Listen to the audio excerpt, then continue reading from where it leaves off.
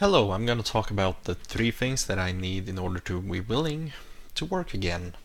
So for those who haven't caught up with my last video, which was kind of long, I talked about how I'm not even 23 years old and I've already gone through a bare minimum of 45 years of medical malpractice. I was also bullied in high school, not high school, never in high school, but in middle school. And despite telling the teachers they did not intervene, and that led to me getting injured for life, and I now have injuries that I deal with on a daily basis that I can never get over. They're gonna be there until the day I die. Number three is I was also left defenseless because I was sick. It leads back to the medical malpractice.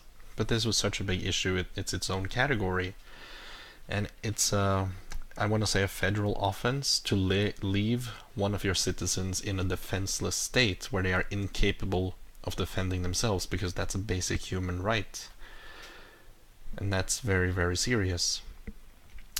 But then there's the fourth thing, that I was denied support for all these three things because they weren't reported to the police within 3 years. I wasn't told whether it was within 3 years of them starting or ending or what. But nobody ever told me I should report this to the police until I was 18, I think, or something. But I haven't been mentally able until just this year.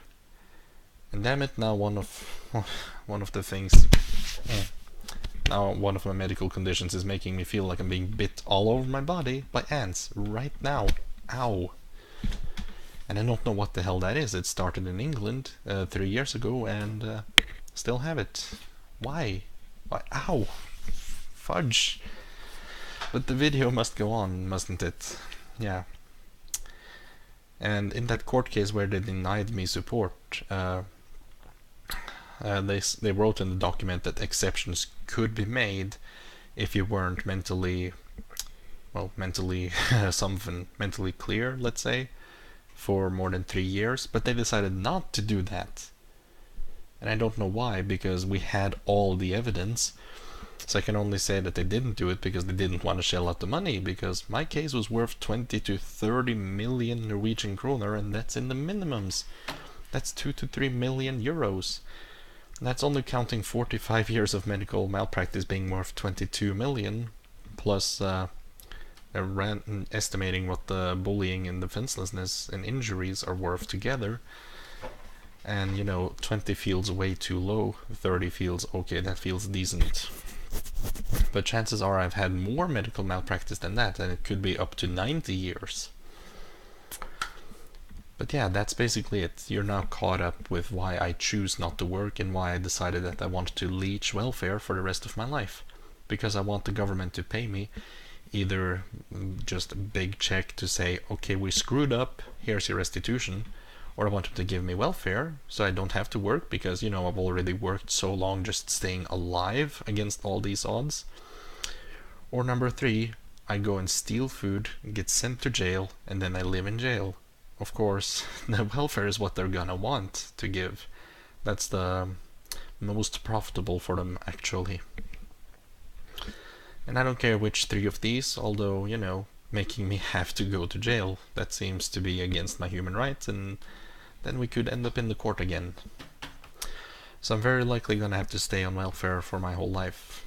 And that sucks. All my opportunities were taken away from me by my government that hired incompetent teachers and doctors. So what can I do? But let's say that I am willing to work again because I wanted to work. It's not my fault that I became disabled and eventually ended up on welfare and eventually got forced to work, and they refused to qualify me as disabled despite me not even being able to work 1 day a week. So let's go over three things that would make me consider working again. Number one is justice. Number two is the ability or opportunity. And number three is the motivation. And these three things can come in form of restitution for what happened to me. I want that money for all the shit you did. Like, I learned if you dent a car, you pay for it. You crack somebody's window, you pay for it. You hurt somebody, you pay for their medical bills. And that's how it should be. And when the government has directly caused me pain, they should pay for it. Number 2 is health. Like, I have between 4 and 6 medical conditions now.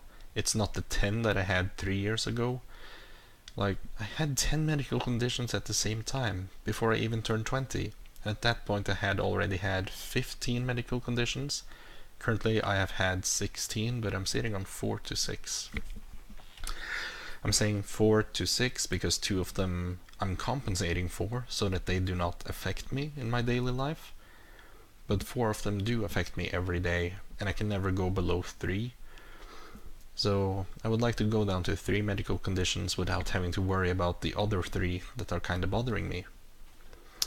And maybe get some physiotherapy and some training so that my Bechdrev's disease doesn't make me have so much pain now that it's become more painful. And number 3 is basically the right job. So yeah, there you go, justice in form of compensation, and then the health to have the ability to work, and then the right job to give me motivation. And that's essentially the things that I would consider necessary for me to leave welfare and want to work on my own. But as it is right now, unless I can work my own hours from home, I know I'm too sick. I know I'm still too disabled to actually go and get a job. I know it's not gonna work. I know I'm gonna get kicked out of any job at all, any reputable job. And being forced to work by the welfare system in one of these shielded sort of offices, that's not really for me. Like, I had good effect last time I was there, but you know, it doesn't really amount to anything. It just feels like I'm stuck. And they don't even pay me half of the minimum wage, even though my disability clearly shows I should have a higher payout rate than 50%.